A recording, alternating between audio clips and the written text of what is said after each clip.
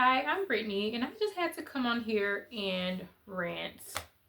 Do a little mini rant. So, I am someone who, as of a couple months ago, I've decided that I wanted to have start working on having multiple streams of income, kind of try to change my life for 2025, have more financial freedom, be on that type of time basically for 2025 because I see a lot of people out there doing it, so I'm just like, why can't I do it? And I actually have started getting different ideas for things because I would watch, videos about having multiple streams of income and people telling you, okay, well, do this thing, do that thing. But I'm like, well, I don't know. I don't have any ideas. I don't know what to do. But then towards the end of the year, I started to get ideas. So as I'm doing my research on different things, I'm finding out that like a lot of these tutorials are lying to you. They're lying about how easy things are to do or how simple things are.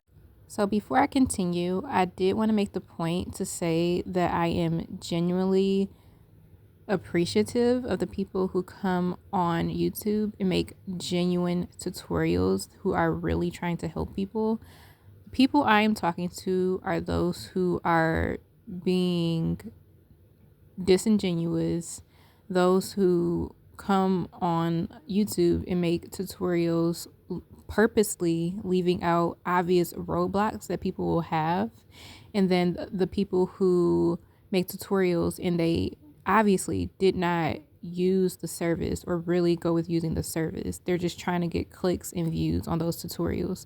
These are the people I'm talking about who are just coming online trying to get views, saying that certain things are easy when they're not, because they know people are going to click on it. They know people want fast, quick, and easy. And that is really frustrating for people who are new to trying to do digital marketing or do digital products, or just for people who are trying to create different streams of income with trying to create different products, whether it be digital products or products. I don't know. Actual in your hand product. What would you even call that? I don't know. But just for people who are just trying to create different things. So I'm just gonna go, like, if you, please tell me if you had these frustrations yourself. You are not alone. Maybe I'm just slow and maybe they are easy and I'm griping over something that's a non-issue. Please tell me that too. But I'll just kind of talk about just the different things I've tried to implement that, and then the struggles I've had with it, and things I haven't really been able to find a freaking solution to. So the first thing is print on demand. So I did some research into Printify. Printify was actually pretty easy to set up, but of course, like upon doing research into that, there was more to it that met the eye. But at the end of the day, pretty easy to set up. So I was watching a video about how to, make t-shirts, and then, okay, you have to design a t-shirt on either Kittl or Canva. Once you design the t-shirt, you have your design, then you have to go to a print on demand shop, which Printify is. And then with Printify, you have to connect it to a store. So like Etsy or Amazon. And then on the video I was watching, he was just like, oh, you can just go to Amazon, connect the account. Like, it's so easy. No, it's not easy at all. So I haven't tried Etsy, but of course the first thing you're going to want to try is Amazon, because Amazon is the spot. Everybody's on Amazon. I've never bought anything off Etsy. Everybody's on Amazon. I'm not saying nobody buys things off Etsy, but I'm just saying Amazon is Amazon. So you're like, okay, bet, let me go, make an account for Amazon, a seller account. So if you've been trying and struggling with making a Amazon account, connecting your Printify store with Amazon, why doesn't it work? Because you have to pay $40 a month. $40? Yes. You cannot use a individual account because there's two. There's a business one and an individual one. Individual one is free. The business one is like $39.99 or something like that. You have to set up a business account to be able to connect it to the Printify shop. Did they tell me that? No. No, they didn't say that in the video. And the other thing with Amazon, you have to verify your identity. You also have to have a credit or debit card that allows you to make purchases outside of the US. So international purchases, yes. So you have to connect a card that is able to make international purchases. So I don't know if my card is able to do that. I haven't left the country ever. Well, I have once, but it was a long time ago. But they denied the card I used. My freaking card is talking about sending me freaking messages about fraud alerts. I'm just like, okay, I'm done. I'm just whatever. So I guess try Etsy, like if you want to do print on demand, or I guess I don't know. I'm still looking into that one, but that was a big frustration for me. Was that one? So I'm at a roadblock with that one, trying to see if I should just try Etsy or whatever, because I'm definitely not paying $40 a month for no Amazon account. Not right now, starting from zero, no. The next one is that I had some frustration with. So I created a freebie as well as like a paid product to kind of garner maybe some attention once I do have a higher ticket item. I haven't figured that out yet, what I want to do. I'm kind of thinking about it, but that's basically what I'm trying to do. So basically offer this freebie so I can, get people maybe on my email list to send them maybe like a newsletter. You know how it is. You know how it works. Don't act like you don't know what people be doing when they be giving out free stuff, trying to get your email. You already know. They're wanting to get your email, get you on their email list. They're wanting to maybe get you their newsletter, kind of be in your inbox, so that when they do have an item to offer you, that you know what it is, that you are aware of it. So basically, that's what the freebie, and I do believe the freebie is it is a useful freebie. I don't want to call it that, freebie, but that's the only word I can think of right now. I'm trying to create a landing page for it. So with the landing page, I'm doing research on what service to use. So there's MailChimp, pretty popular.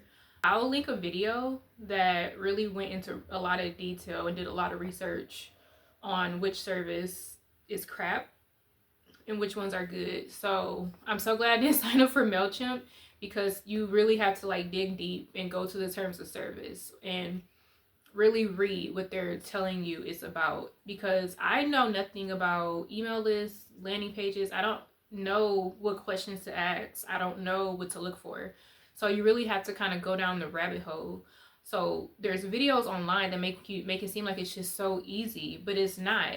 So this is what I came across is when I finally decided I wanted to do mailer lists. So this is the service I wanted to use. But I got to a roadblock when I tried to set up my account, and it was asking for my address. And I'm like, wait a minute, why are they asking for my address? So there's a reason for it. You have to provide an address. I did look into it, and I think you can provide a P.O. box. But if you've ever gotten a newsletter or an email for someone, or signed up for some type of email, or to be getting like periodic emails from someone, if you scroll to the bottom where it lets you unsubscribe, you'll notice that there's also an address. So you have to provide a physical address. I think it can be a P.O. box, but I haven't seen a P.O. box yet, so I'm not sure. But you have to provide a physical address, so it will show up on the emails, because that's where I was confused. I'm like, what are they doing with my email? I mean, what are they doing with my address? Like if I put in my address. So I don't have any other type of office or any type of P.O. box that I can use. So I'm just like, okay, well then what am I supposed to do? I guess open up a P.O. box, I guess. P.O. boxes aren't cheap, honestly. Let's be real, they're not cheap. I think in the future, I mean, I would, like if I do think it's a good investment to have a P.O. box. But I'm still trying to figure out, can you have a P.O. box? I think you can, okay? And this is because of an act. It's called CAN-SPAM Act. So it's to prevent spammers from like emailing you, like just randomly emailing you. So you have to, legally, you have to follow a certain criteria to be able to send people emails. And one of those criteria is to have a physical address listed on that email. If can you imagine if I would have put my real email in there? I'm like, oh, they just need that, just to verify who I am. Da da da. No, you really got to do your research out here. You really have to ask questions and dig deeper. So I looked into that. It's like, yeah, when you scroll to the bottom of those newsletters, there's an address. So imagine if I would have put my real address and started sending out emails. I'm sure at one point I would have caught it, but it's like, dang, you be looking into stuff and people don't be giving you all the tea, and it's annoying. Like, dang. So that's where I'm at with that. So with that one, I have to figure out if I'm going to get a PO box or not. I probably will, but that's just another headache too. And it's like, I don't want to get a PO box in my city, because if I do get a PO box, I want to actually use it. I don't know. The last one, so I made a journal, right? I made a journal on Canva. Canva, if anybody tells you that Canva is easy, they're lying to you. Don't believe it. There's definitely a learning curve with Canva. It's definitely learnable. You can learn of course you can learn how to use it. But I've been using Canva for a few years now, and I'm still learning different stuff or how to do new things on Canva. Or I'm like, how do you do this? How do you do that? I'm still looking up videos on how to do it. So if somebody tells you Canva is easy, they're lying. So I would say, because I made a journal, and it seems like Amazon KDP is, I'm not gonna say it's the best way to go, but it's the one I keep hearing about. I've heard about other ones, but Amazon is Amazon again. Amazon KDP was pretty easy to sign up for.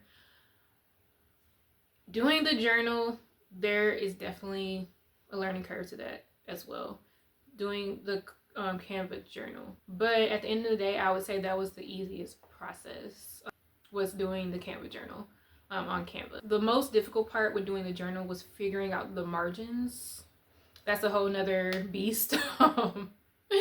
But I would say the videos about Amazon KDP and doing those journals, there's some good videos about that. But if someone tells you, but my point is, if someone tells you that Canva is easy, do not believe them. I'm still, after being on Canva or using Canva for a minute, I'm still trying to figure out Canva.